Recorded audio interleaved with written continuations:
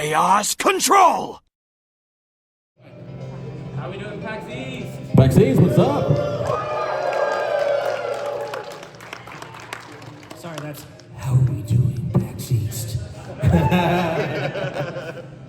I would not have anticipated it being this full on a Thursday of all days, so thank you all so much for coming. Yeah, and I can only hope we deliver on half of the expectations. But yeah, let us get started on Where's That Damn Shadow the Hedgehog 25th Anniversary.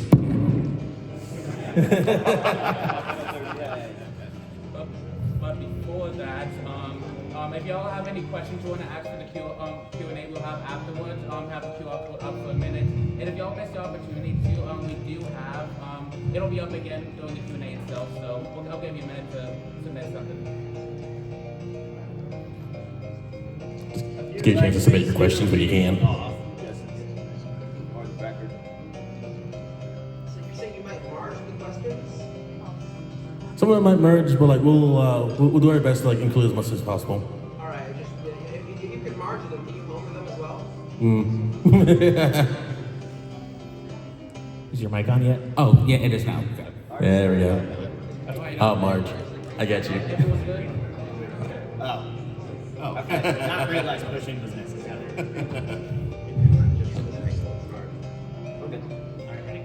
All right, you good? All right. Okay, we will have it up again later. So this is who we are. I am your host of the panel, Nova the Artist 97, they, them pronouns. My very first Sonic game was actually Sonic Heroes, which Shadow wasn't the main character, but he was a big part of Team Dark. Sonic 06 was then the next Sonic game I played, which is quite a second choice for Sonic game you ever played, but I didn't get into Sonic until I had a GameCube and 360 being my first two consoles. And fun fact, I met Jason Griffith and Kirk Thornton at a convention I went to. Really awesome people. Anyone in the audience ever met any of the voice actors for Shadow at a con?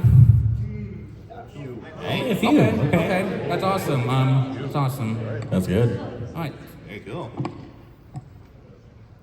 Hi, I'm Ash Paulsen. You may know me from GVG on YouTube. I'm here to talk about one of my favorite things, which is Sonic, and by extrapolation, Shadow. I am an old, so my very first Sonic game was the original Sonic the Hedgehog, but my hell yeah, all olds out there, let's go. But my first encounter with Shadow also was obviously the original Dreamcast version of Sonic Adventure 2, and I just love how edgy this guy is. He just has that Hot Topic, cheesy edge to him, even though he has that really, really important core, that important heart to his character. Ow, the edge. I love this guy, so that's why I'm here. I go by Azran127 online, pronouns are he, him, and I started with the GameCube port of Sonic Adventure, but of course my Shadow debut would then be Sonic Adventure 2, the battle version. And as Ash mentioned, we have a very edgy character on our hands, and that is accompanied by some very edgy music, some of my favorite in the Sonic series, with how hard it rocks, including Live and Learn is a big one, and you may have faintly heard I Am All of Me on the piano. Playing when you came in, that was me, and that cover goes live right after this panel ends on my channel. It is pretty fun. Hello everyone, I'm Kyle Gaymer. He, him are my pronouns. I first started with Sonic, I'm old as well, 34 old. I started back on the Genesis, or Mega Drive internationally. And my first experience with Shadow was on the GameCube because I didn't have a Dreamcast either. But what I do like about Shadow is there's just so much lore to him. Like everyone else, they're simple, but Shadow, there's just so much more to him with all this history, especially with the arc. Hello, I'm Sylverstone Khandr, he, they pronouns. So of course my time encountering Shadow for the very first time was thinking, why is Sonic red and black, and why does Sonic have a gun? You know, everyone was like, big question in 2005. So of course I understood Shadow more through the fan lens. So any Super Smash Flash players out there? Mario Brothers Z on Newgrounds, you know, that was how I really got to old Yeah. school. That's how I got to really embrace the character. And of course, you see here, he's nicely seated here. But there's also like, you see this wonderful spread of games, basically the chronology of Shadow. But we did forget one thing to put on the table, and I have it right in my friend Shadow's head. And Dr. Robotnik, don't steal this, but I got that Chaos Emerald. Oh, no, he's coming. You fell for my plan. Here it comes. What have you done? Metal Sonic's right up front. What have you done? Now we're all in danger. Also, I want to give a very special shout out to Sylver. With that poster you saw at the very first slide, he did all the graphic designs for it, and then the artwork of Shadow was done by 2K Arts on Blue Sky, Instagram, whatnot. So let's give everyone a hand for the hard work.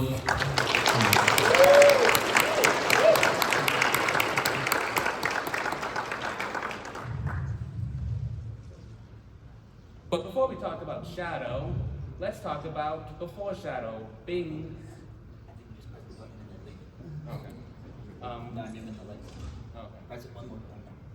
Okay, there we go.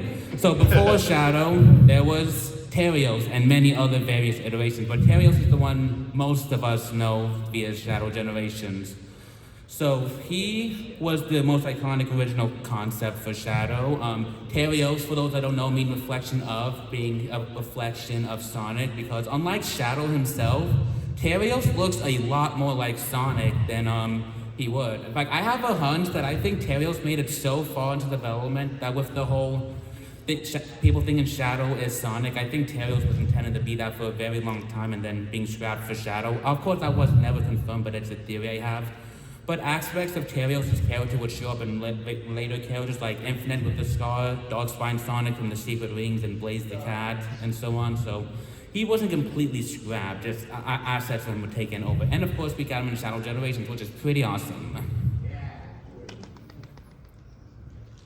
And you know, it's funny, I think it actually would have made more sense. You know, if you remember, Sonic starts Adventure 2 on the lam. He's on the run from gun agents because all of Shadow's antics have made people confuse the two for each other. But that also never quite worked for me because, I mean, yeah, they're both hedgehogs, but if you look at them like side by side at a glance, you can tell they don't look like the same, but Terios actually looks a lot closer to Sonic, I think, in terms of just his overall silhouette. So I always thought that was funny. But yeah, so we're talking about Project Shadow here, right? And I still remember when I first saw the cutscene of Professor Gerald Robotnik and, you know, just the vibe of the storytelling took a turn with Adventure 2. Adventure 1 flirted with the, you know, like the Echidna clan and perfect chaos and everything that happened with that, and it got a little dark.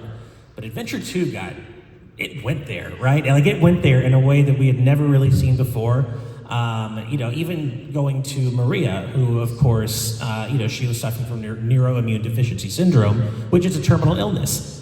We hadn't even really talked about terminal illnesses in something like Sonic before, and Shadow, the mission of Project Shadow, of course, was really just to cure Maria, and then, of course, things spiral out of control from there. Of course, when Gerald created Shadow, Maria's soul was an integral part of him, and we'll continue to see this come up with his character throughout the series as he evolves and as he matures, and but everything that Maria teaches him and the compassion and the love for life that she imparts into him becomes a key part of his character, and is what later allows him to, you know, overcome the influence of Black Doom and the Black Arms, of course, right? So, go ahead. Actually, I will say this. Prior to us doing this panel, I either forgot or didn't realize that Perfect Chaos served as the prototype of the Bioledger.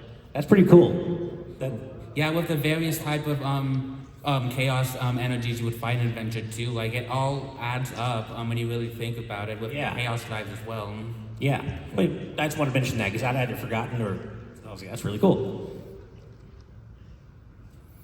So, Shadow during Sonic Adventure 2. You know when you're watching a movie or you're watching a TV show or playing a game, whatever, something story-driven, and someone walks into the room just a little bit too late or overhears just one part of the conversation which makes everything just go tits up. Well, that is Shadow in Adventure 2 in a nutshell, because Shadow misremembers the key moment with Maria's sacrifice in a way that really just kind of casually makes him go, I'm gonna blow up the world. And if he had just not misremembered that moment, none of what had actually happened would have had to happen, right? So it really is one of those things where you're like screaming at the screen, like, Shadow, no, you didn't hear the whole story. Like, don't, man, it's not what you think it is. But this is another thing I wanted to mention. I didn't know that Shadow believed himself to be a genie at one point. Where does that come from? The very first line Shadow says whenever Edwin frees him, like, since you have freed me, I shall grant you one wish. Oh, that's why. Okay, I was like, we got like an Eraser Gin knockoff here, yeah. But yeah, so Sonic and Shadow clash multiple times during Adventure 2, mainly due to Shadow's misremembering of the moment of Maria's sacrifice and him wanting to take it out on the world, until finally at the end of everything, what he remembers that what Maria really wanted was for him to protect life and protect the world that she loved so much, that she called home. And it really, it brings Shadow's character arc pretty full circle even that early on, even though later on we're going to get some really satisfying character moments with him in Shadow Generations, which I'll be talking about a little later. And to add to there's another thing that makes all these moments in the story all the more satisfying is, in case you didn't know, this game was motion captured. Like, actual people were doing the animations for the characters, but I'm sure y'all noticed how much of a substantial jump from Adventure 1 to 2 did animations and voice acting were not alone. You can thank motion capture for that, so it really adds to the overall experience. Yeah, great point. Mm-hmm. So, my personal favorite part about Shadow is whenever he, Rouge the Bat from Adventure 2, and E123 Omega from Forces all form Team Dark. They're a bunch of comrades that I kind of look at as a reflection of Team Sonic, like Tails and Knuckles be like, yeah, buddy, friendship forever. While Shadow, Rouge, and Omega, they all have camaraderie, they all like each other a lot and respect it, but they're not very, what's the word I'm looking for?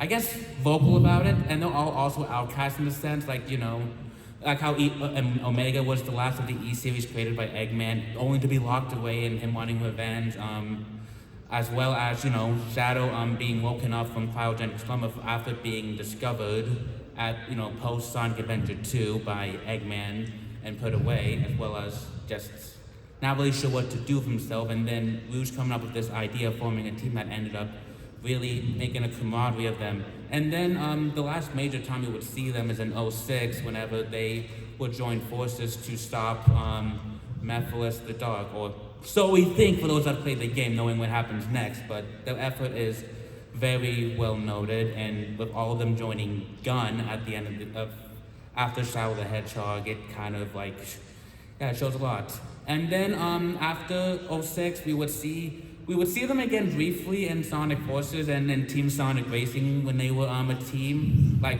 in that photo, you could see Shadow stealing popcorn from a chow. And then one of the most hype moments in Shadow recently was the Dog Beginnings animation. Whenever Team Dog reformed at the second part of the animation short, and then they all work together to get Shadow to the space colony arcs in return for Shadow going to Sonic's birthday. So it was, I hope to see more of them again in the future, because I think they have the best camaraderie of any of the teams from Sonic Heroes or in general. So they're my personal favorites. All right, we lived and learned, we escaped from the city, we learned about the power of teamwork. But guess what? It doesn't always stick around. You might plummet to Earth and forget every single thing that you were supposed to remember. That part made you part of who you are. And then you change a little bit and you get labeled the problem child of the series. And Shadow the Hedgehog on the GameCube and other GameCube era platforms, that 2005 video game. I love this problem child of a game so much. It was my first example of a branching storyline in a video game, because of course there's like the one canon ending, but of course the main draw of Shadow is that you get to choose whether to be on the side of good or the side of evil. Are you one of the poor souls like me who did every branch every single route? I really tried. Some of them are. I really tried. I cannot say that I accomplished it. It's All very rough. 326 of them? I was going to say, 26. I can't believe I ever had that much time on my hands. Look, I love the space colony arc from a storytelling perspective. We can't have much of a character arc without it. But those missions that take place on the arc in Shadow 05 are tedium incarnate. And yes, please look around everywhere for every Chaos clone and shoot them down. Like, no, please just let me finish the level already.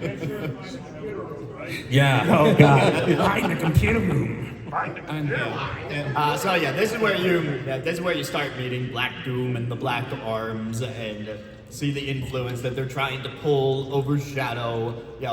Between the Angel of Sonic and the Devil of the Black Arms, those are the ones on Shadow's shoulders because there's no one else to turn to after the events of Sonic Adventure 2. So it's up to you as the player if you want to explore that even edgier side of Shadow or if you're like a goody two-shoes. This is the one major game of Shadowrun that I haven't played, but I know the story fairly well. But I will say this, for the Sonic Symphony attendees that are in this audience, Hell yeah. There we go. I went to the one in Houston in 24, and the first 3 songs they had playing during the concert moment were all Shadow songs because the concert I went to came out the day Sonic X Shadow came out, and I sure blazed my way through the game beforehand, and then the very first 3 songs they played were Never, I Am All of Me, All Hail Shadow, Never Turn Back, which that was my first time truly hearing Never Turn Back, and this song is a huge bop, one of my favorite Crush 40 songs personally, but. Speaking of post SA2, but before Shadow, this is when Shadow had its first big clone problem, right? Sonic Heroes, he was wrestling with. He discovers a bunch of Shadow clones we later just made by Eggman to kind of mess with him. But he wrestles with his identity. Is he real? Is he just a robot? But we're talking about amazing Sonic music and Crush 40 music. And my personal favorite Shadow theme is All Hail Shadow. And I'm thinking of that one line where it's like, no more clones to bring you down. I'm like, okay. No ghosts to bring you down. Oh, is it ghosts? I was close this whole time. Oh, well, both works, I guess. Both works, Both yeah. work. Yeah, okay. Whole world view. I learned something today. Live and learn something every day. Speaking of. Then we move on to Sonic Heroes, and that is where we finally pick up from, trying to leave the past behind, as it were. Forget you, problem child. There's no fixing you. So let's give you some nice new teammates that we already talked about. Black Doom is now a part of Shadow's DNA in a very literal sense. I don't think we really see that fully pay off until Shadow Generations. Because that's where you get the Black Doom arts, and it was nice to see that finally acknowledged again. We learn more about the truth of what happened at the Space Colony arc and those Black Arms. We also start getting more involvement from the gun characters. I think they're more prominent in, say, the animated series that came out prior to Shadow Generations. They really tried to personalize one of the gun members. They're in the movie adaptation, Sonic 3, of course. Yeah, funny that you mentioned like that final boss fight for Shadow. Like, why did you have to wait 10 minutes for Eggman to tell you that it was real? Like, why couldn't Eggman just tell earlier in the fight? Just showing the boots of Right. head. Rather than waiting 10 minutes. That wouldn't have been evil enough. Talk about moments that will live rent-free in my head for the rest of my... I'm going to be thinking about Shadow kicking Sylver in the head on my deathbed. I love this scene so much. And people say Sonic 06 is never good. As much as like Sonic 06 is like a bad game, it's kind of like a guilty pleasure, and I'm surprised, like, a family hit. How many people bought this to make it a family hit on the 360? I think it's like, what 2 million I have units? the original cartridge, no platinum hits. I didn't know that existed. Same, yeah. It's like, it's not bad, but it got that satisfaction, like. I enjoyed the story more than the gameplay. It was like, how do I do this right? That's fair. That's how a lot of people felt about Shadow 05 as well. Yeah, Shadow I think was well integrated into the plot. In fact, Sonic is the character that doesn't do anything to story outside of pull a Mario, so it's like, out till the end of course, but it's like, but also Sonic 06 is my favorite soundtrack in the series personally. Like it's, I can go on about how good the music is, when you'll see some of that later, but. Yeah, it's like a bad game, but a good soundtrack. Yeah. Yo, absolutely. Yeah. But, And the moment on the bottom right is my favorite moment of Shadow ever. Oh, and he takes off his that's limiters. good. Yeah. That was a good moment when he took off his limiters and then just like went full speed, picking out those Methods clones. Yeah. Yeah. So, like as much as a guilty pleasure was, like it was still guilty fun. Oh yeah, fair. Yeah. The Dark Age. Yeah, Dark Age. It's a really dark age or more of a forgotten age. Yeah, because like in Black Knight, like he was Sir Lancelot, and then I think like Knuckles and Blaze were in it. Like what were their titles again? In that? What was Sir Lancelot? Sir Percival, Percival. Right. and Gawain for Knuckles. Gawain, there we go. Yeah, I haven't played that game, but it looks a lot better than Secret Rings. Because like, man, those motion controls in that game, like the worst. It was also the final time the 4Kids voice actors would voice the characters, so it also has a bit of a sentimental. And also the very last time Crush 40 was heavily involved in the soundtrack for a Sonic game. They did a song or two afterwards, but they kind of stepped back afterwards. Also, Night on the Wind was a banger. I never really got into Secret Rings' music as much, but Night of the Wind is a certified banger. Yeah, I thought Unleashed was the last one with the 4Kids cast. Nope, it was no. Unleashed came out in 08 and 08. Black Knight was 09. 09, yeah. Yeah. I am a bad Sonic fan for not realizing that. No one's checking anybody here, so we're all good. No, you good. Yeah, but yeah, like the Lego Sonic Dimensions, like yeah, like does anyone remember that scene where Knuckles just like threw away Shadow's gun? Yeah, like that moment, it was like they were like knew what the fans wanted. That was just so hilarious, and the Sonic takeover, like man, when he's supposed to say like, "Where's that damn horse Chaos Emerald?" They just leaping out damn, like no matter how many times he tried to say it, but like Sonic and Tails thought he was like doing it as a joke, but man, Shadows was not. Like he tried to go through that sensors. Oh yeah. No, the fourth Chaos Emerald, and only the fourth Chaos Emerald, will always be that damn fourth. Yeah. You can't leave that out. You just can't anymore. Yeah. You really can't. Yeah, but between its class fights and generations, like the console one is so much better because the 3DS one was just a race. He was. Right. Closer to their Fight and Adventure 2, kind of like a race and fight. But yeah. Right. So, the potential renaissance of Shadow the Hedgehog. Of course, Shadow made his first playable appearance in 11 years in Sonic Forces, a game that I'm kind of polarized on, honestly.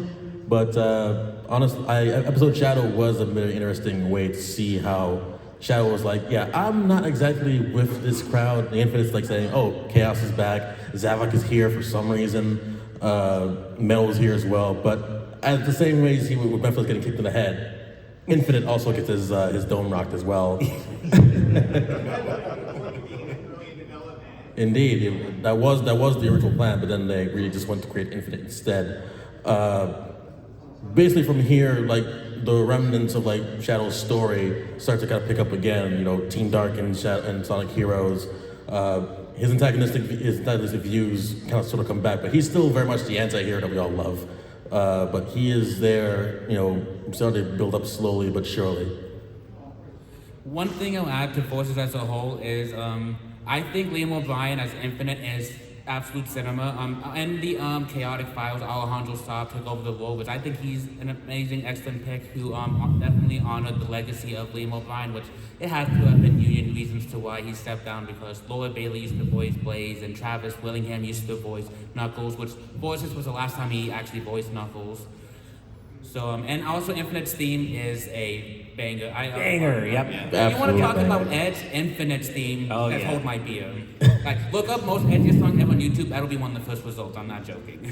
Liam O'Brien also did Caius from FF13 too, correct? I believe so. His voice is so distinctive, and his voice for Infinite is very similar, so it always makes me think of Caius.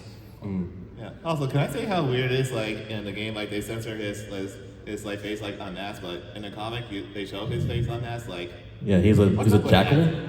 Right. Yeah. I remember going into episode Shadow for Sonic Forces thinking, okay, man, they're gonna explain the origins of Infant. What's with this guy? What's with this dude? Why is he so angry? And it really just comes down to us getting his ass beat by Shadow. That really is the reason he is so upset, and I love that. Fair point. Yeah. At least when Eggman gets handed in by Shadow in the Sonic Boom cartoon, he takes it on the chin. He remains the eternal fanboy of Shadow. If anyone has watched that old Cartoon Network series, you know that Shadow's entire role in that show was just to be the serious one that everyone loved and gushed over. Like, oh, he's so handsome and he's so cool and edgy, and I want to be like him. They were clearly trying to make Shadow a thing, and they finally got there down the line. Yeah, well, in the Boom game, like he's an asshole just for the sake of being an asshole. That's true. Yeah. Did you ever make amends of Shadow Dog to Eggman? Eventually, sure. Yeah, that is true. Yeah, plus he and Metal teamed up and rival Seal. Yeah, that's true. He's also kind of a jerk in Sonic Prime as well. He just kind of exists just to troll Sonic, and it's really funny. He does love Latinas, though. He does. I think we should all try. I think we should all strive to keep trolling Sonic. He was kind of a jerk in the beginning of Prime, but when he saw like everything was all serious, like Yeah, I guess more toward the beginning. He just yeah. So continuing as we build to Dark Beginnings, of course, this is where we lead Shadow into Shadow Generations. He goes through supposed retcons of his life, which tells his time up to the Space Colony Arc. But of course, something doesn't add up because some things happen either sooner or don't happen in the right order. Of course, Team Dark naturally suspects that the Black Arms are back in action, and Shadow is helped along his way to the Arc. And the way how they frame it, which honestly I think is like genius, is that Shadow doesn't appear at Sonic's birthday party in Generations at all. He's off doing something else. And that something else ended up being him being thrust into white space and having to more or less like find his origin again, reunited with Maria in the white space with Dr. Gerald Robotnik, excuse me. And of course, Abraham Tower being an interesting part because, no one really talks about Abe as much because Maria and Shadow are kind of like the duo. Abe is kind of like the third kind of child there, and like, he doesn't really like Shadow at all. Like I remember rewatching the animation, and him fitting in was very odd, but like it's one of those things where like eventually they had to find an inroad for Gun to really like how to make sense overall. So. But how can Abe not like Shadow? He's the coolest. He even says it himself. How can he not? Yeah, he comes around eventually, doesn't he? Yeah, he does. Yeah, he does come around. It's because of him like Shadow he gets the arc. I remember watching the Shadow Generations panel at Anime Expo for the year it came out that Zeno Robinson hosted. And when I saw Gemmel in it, I was very perplexed as to what happened. But after watching it and when it came out, everything made a lot more sense. But it was really cool to watch Kirk Thorne and Stephanie Sett, who was Maria and Shadow Generations, really go in depth on the characters. And since Kirk Thorne has now been voicing Shadow since Sonic Free Riders, not joking, that's the first time those current voice actors play the characters, just seeing how far they come is good. And if I'm not mistaken, I think this is also the first time Abraham Tower returned to Sonic, because I don't think he's been in the Sonic game since 2006, and that was 18 years ago. Long time ago. But yeah, Abraham Tower hasn't changed a bit at all. I'll say, like, quick show of hands. Anyone here like played Sonic Battle? Like, there we go. Nice. Yeah. At least 50%. Like Emerald in general, definitely that storyline was a very, very interesting to see develop into the main line. And then of course, again, going back to that fight in the animation, just chef's kiss. Loved it. Things are bad when the moon was back to normal at the end of part 1. It has been Generation Shadow. Nice voice. Nice. So with Black Doom also now being recasted from Goku to the now unfortunately former voice actor of Mega Man, Ben Diskin, he takes Shadow throughout his history where he would fight various former adversaries like the Bioware being the most iconic one, with a banging remix of the song that for some reason the lyrical version isn't in the game of itself, but on Spotify and the official soundtrack it is. I don't get why they did that, but you would go back in time like Sonic would and fight various past adversaries. The remix of What I'm Made Of is ain't broke, don't fix it. Like I'll have to listen to either any day of the week. Now Mephiles is the interesting card here because Dan Green as Mephiles was irreplaceable. So Robbie Damon's take on the character, as someone who's a huge fan of his work, was definitely different. But with how Mephiles being portrayed now as a forgotten entity that's pathetically trying to get back in the world, the way Robbie Damon takes it all into his own, I think works very well. And just seeing, Shadow go to town on him and saying, "You will always be forgotten," it's just so awesome. And of course, unlike the Tom Eater, we have a good final boss battle of being Black Doom, a very good one at that. That would have dynamic, changing music throughout phases. Like, it was just insane. I also find it very interesting how, with Ian Flynn writing the story, he would acknowledge past events, like the fake Chaos Emerald from Adventure 2, because, at this point in the canon, Shadow at the very least has respect for Team Sonic. Like, he was, he would mention how very impressed he was with how almost the exact same the Chaos Emerald looks. I think that's very impressive, as well as going through white space and reconnecting with Maria and Robotnik, which definitely goes a lot more into the characters, as you will see very soon, as well as tying the fact that Sonic and Shadow duke it out, which, I was hoping for a boss battle over that, but it was just a cutscene, but it makes sense in retrospect, because, Shadow loses, but as we all know, he let him win because, he's not here to fight, he's here to get what he needs to get his job done and then assist afterwards. And he did with flying colors, of course, because he's the coolest. And as much as I defend Shadow 05, I do think that Shadow Generations maybe does a better job of doing the whole contrast between good and evil thing without forcing the player to have to choose in some branching non-canon storylines. Because we have the white space with Maria, and then we have all the Black Doom arts, and the choice that has to be made in order to wield those arts against the person who inherently gave them to you, just to subdue their evil efforts. I think that's a nice payoff. Well, and as we see on this slide, the game directly compares and contrasts the reason Gerald named Project Shadow versus the way Maria kind of sees his name more optimistically, saying, the shadows help guide you toward the light. The shadow's whole existence or purpose is to help you find the light, right? And so she sees Project Shadow and the meaning and the origin of his name as something a lot more optimistic than what Gerald does. And I think Shadow Generations handles Shadow's character extremely well in terms of catharsis, because I think they were taking a risk by revisiting this central tragedy in Shadow's life yet again. Like, they ran the risk of just beating a dead horse. Yeah, we know. Yeah, of course we know what happened. Let's get over it. We've already done this 20 years ago.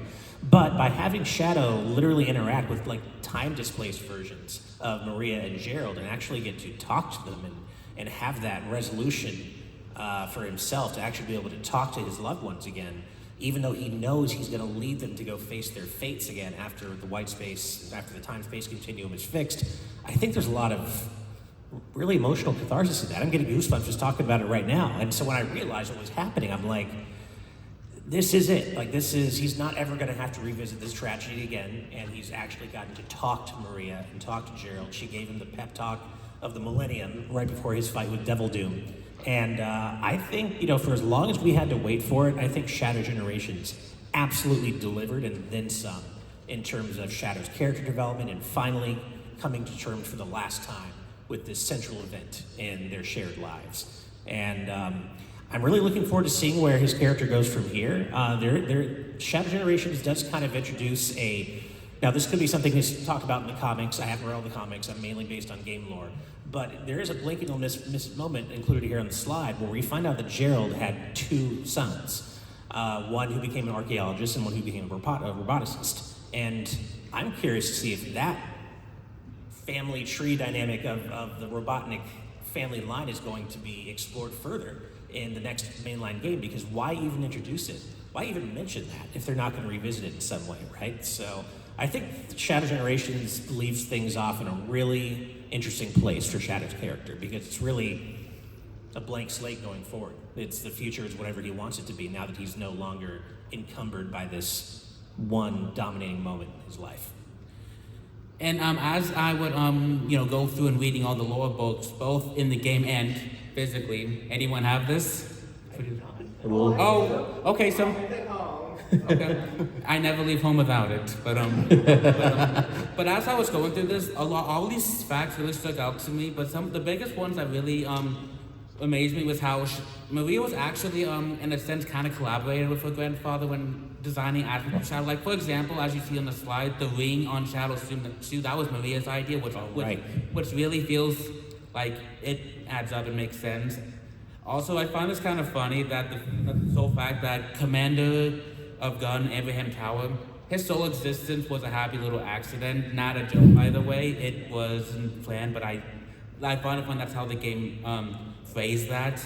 And how salamanders would be the main thing that would be experimented on during Project Shadow, and the one we all know as the Bio-Lizard came from one that was kind of basically a pet for a time. So I thought it was really cool. Also learning a little bit more about Gizoids, which Gizoid is a term that means everything because they copy abilities, so that was really awesome. And as mentioned earlier, when Shadow was being made Shadow, Professor Robotnik referred to Project Shadow of how intangible the project as a whole was, but then Maria would then flip it 180 and said, because you need a shadow to find the light, and then that's how the name Shadow was born, which as they would mention that in the game itself. So this was an amazing read. It helps fill in the blanks very well. There's still, of course, more unanswered questions, but this is Sonic we're talking about. There'll always be something unanswered and retcon and whatnot. But Or the comics fix it some way or whatever. yeah. But yeah. With all that said, Shadow is back. And with the Fearless Year of Shadow, as well as the marketing campaign from April 24 to March 25, just the sole fact that Shadow is finally back after being not prevalent for like 18 years since 06 was the last major appearance of him. Him being back was awesome. And this isn't in the slide, but any of y'all watch the Sonic Racing Crossroads animated shorts? Woo! Oh, so good, yeah. The fact that Shadow beats Sonic at the end kind of shows that Year of Shadow is never truly over.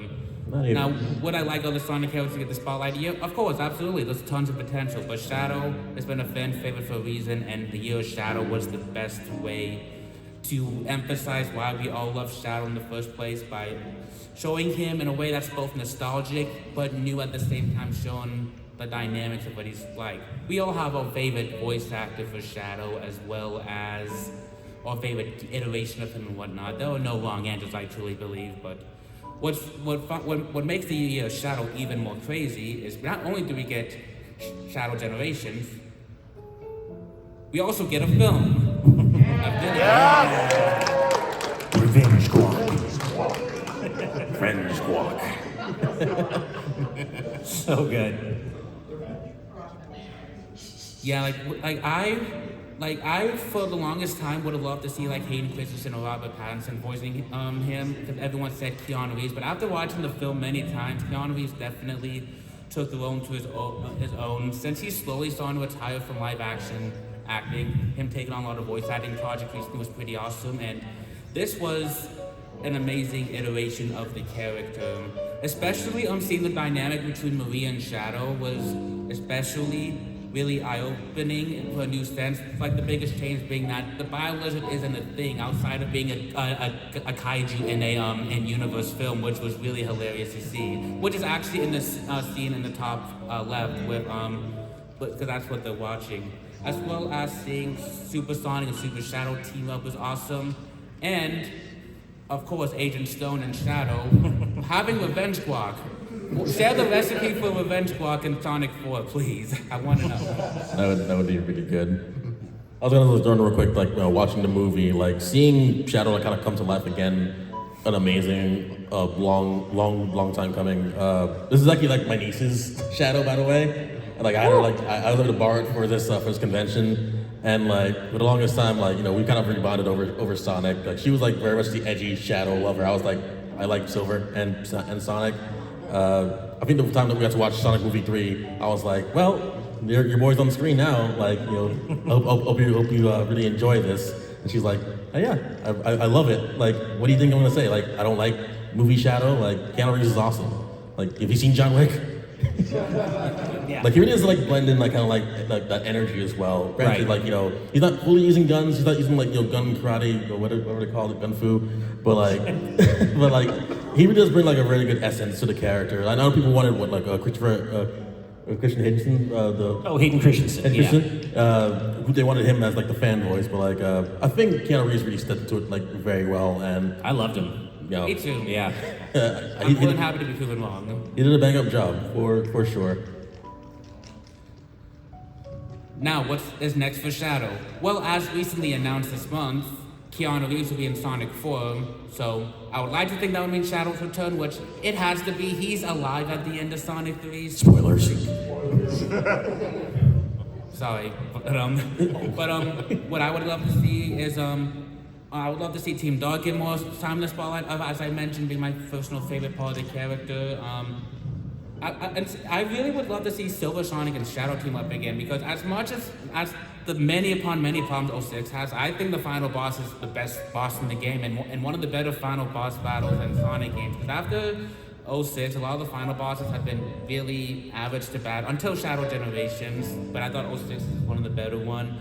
And just one little thing I love about Sonic Cross Worlds is seeing how Shadow interacts with the characters, but especially with like Big the Cat and Cream, and Shadow don't know the dynamic before they race. It's just so great. And when Shadow kind of smiled whenever he saw Big show up in the white space, I was like, I think Shadow secretly respects and likes Big. He just doesn't like admitting his emotions out loud, but yeah.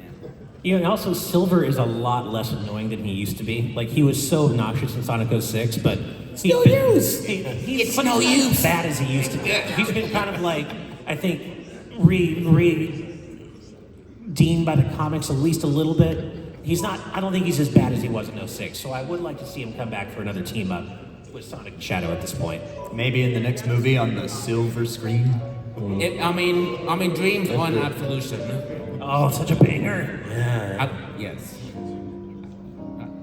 All right, so with all that said, it is time for the Q&A. If for those that came in after the panel started, or those that weren't able to submit a question, the next time we'll have the QR code up for the rest of the panel, so fret not. If you have a question you want to ask, after I put up the next slide, please get the phones out and scan the QR code and ask whatever question you've got.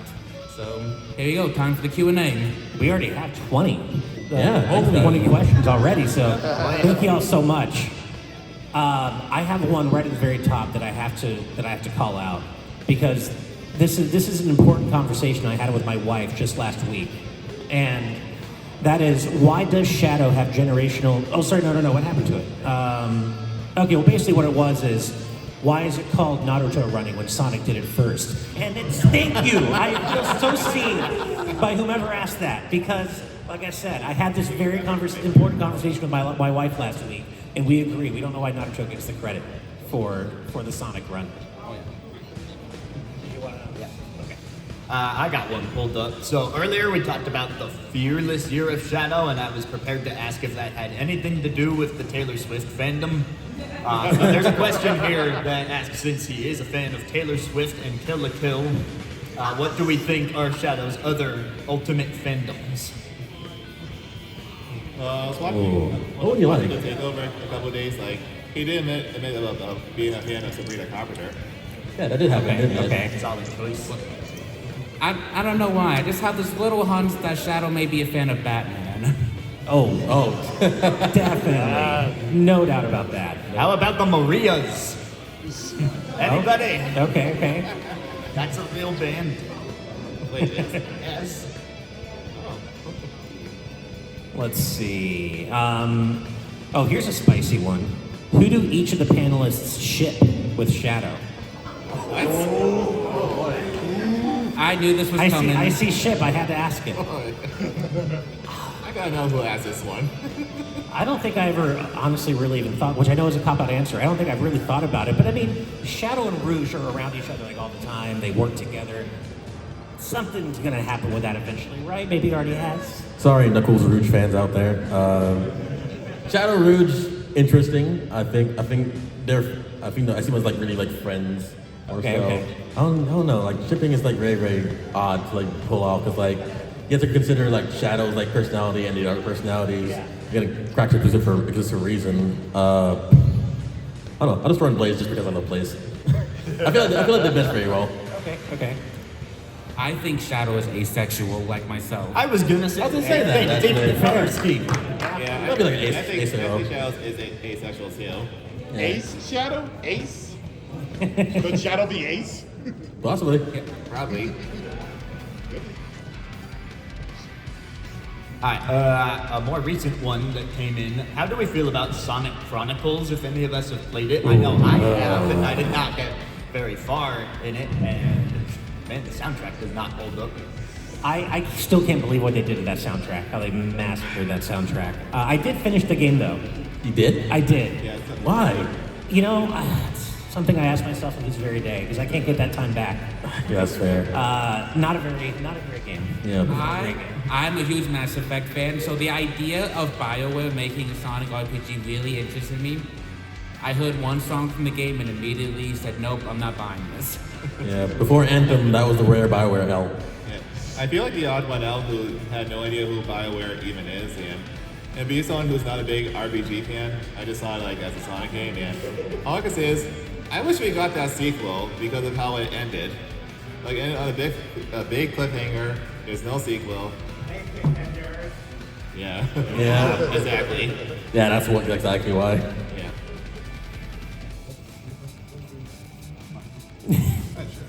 Thanks for the questions, guys. Just for Yeah. Let's go close it down. Yeah, let me see it. y'all really went into. Okay, this is a good one. What is your favorite Shadow Snap Cube quote? Being related, it's like a Sonic fan dub Shadow quote. I haven't watched this.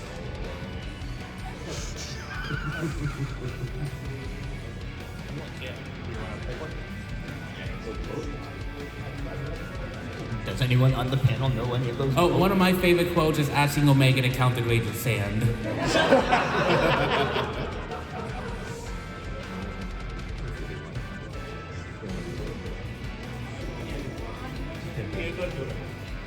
I found a good one.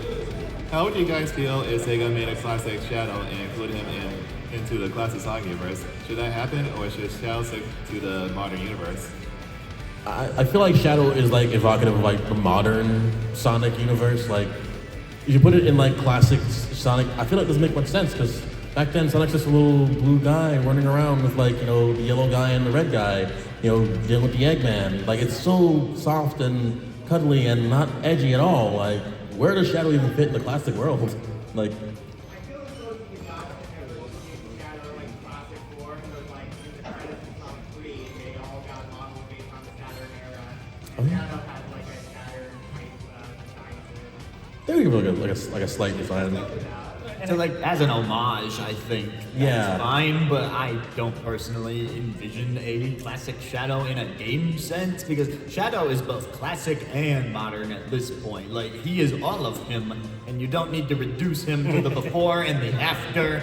Every part of his journey is what made him who he is. Well, I think Takashi Iizuka said in some interviews surrounding Shadow Generations at the time that he's not in the classic era because he literally is not around. He's in a capsule. He just isn't there. So that's why he doesn't appear in you know the classic series, the classic era. Although I did think it was really funny when they did that Sonic Superstars costume for Shadow, where it looked like Sonic skinned him alive and just wore it. It is war. I love that. I was like, why would you do that? Yeah, like I see some good artwork of classic Shadow, but they have actually a classic Shadow in a game. I don't think it will really work. Doesn't seem like, again, doesn't seem compatible to me personally. Yeah, it's like it's good on paper, but when executed, it'll just be a disaster. Who do we think is Shadow's favorite Pokemon? Houndoom. That's a good one. Zoroark as well, I know. Yeah, I'm gonna go with Zoroark. Darkrai. Yeah, Darkrai. You too. Well, since Shadow's a fan of Batman, obviously Crobat. Oh, Darkrai. Dark. Yeah, Darkrai. Yeah, I would say Crobat as well. Insert dark Pokemon here.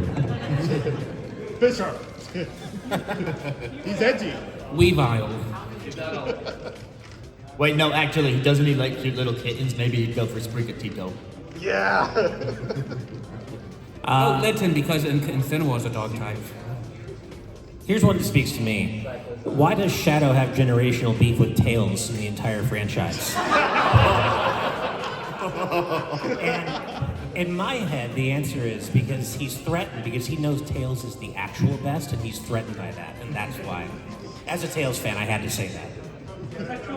Yeah, Shadow is pure rage. Tails is like intelligence. Like in my head, I could think like if Shadow wanted to be like Sonic's friend, Tails is kind of like enemy number one. You take out Tails, your Shadow's like all like encompassing friend and everything. But like I don't know, he just seems to have like a very particular just. I don't say that he doesn't like him, but it's just like his presence just offends him. Did you just call me stupid? See? I was watching the Sonic Takeover, and someone like asked that, and Shadow said like he doesn't really hate Tails. He just says that Tails has been at the wrong place at the wrong time. Wrong time. Okay.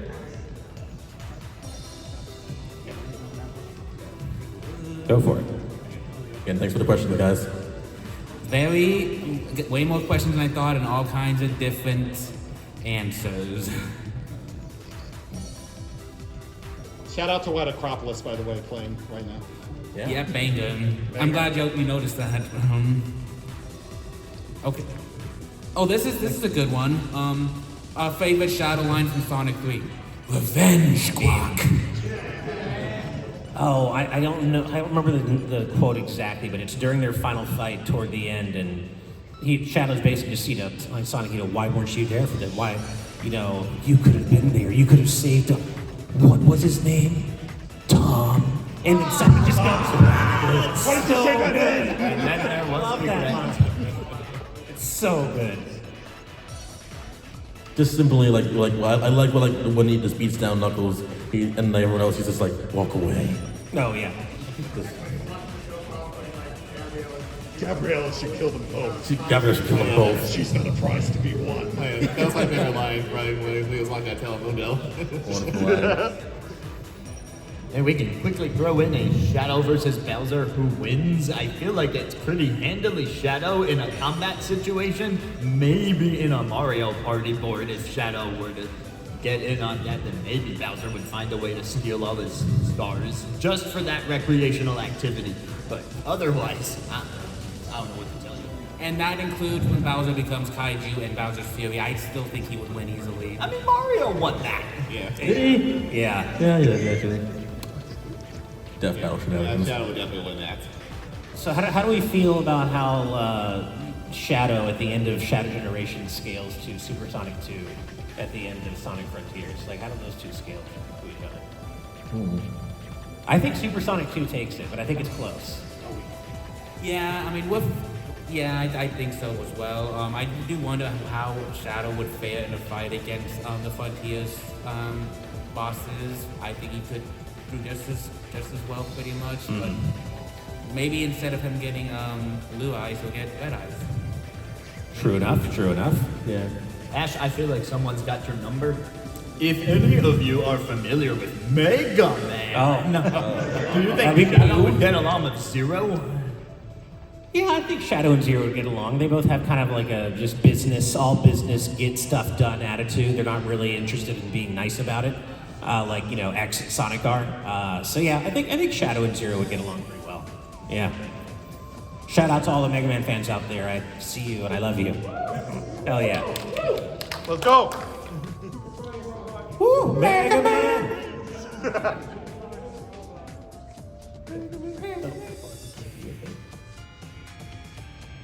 Okay, this one's funny. If Shadow saw Jim Carrey dancing with himself, like how would he react? So that whole sequence of him and his grandfather in the lasers dancing to the Chemical Brothers, I think he respected it.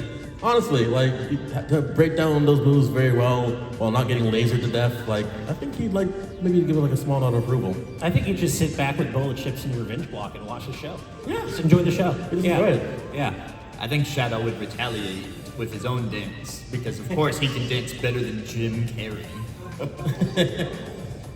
He'll show you the ultimate dance moves. Here's a good one. What do the panelists think is Shadow's peak aura moment? Peak what? Sorry? Peak aura moment. You know, when someone has aura. Yeah. Oh, that's how it's said. Guys, I'm like 30. That's hard. I mean, Shadow he really takes over the room. He's so edgy and so overwhelming personality-wise. I think it's a crime to suggest that there is a peak aura moment when Shadow is the aura. Because he kind of always is, right? Yeah.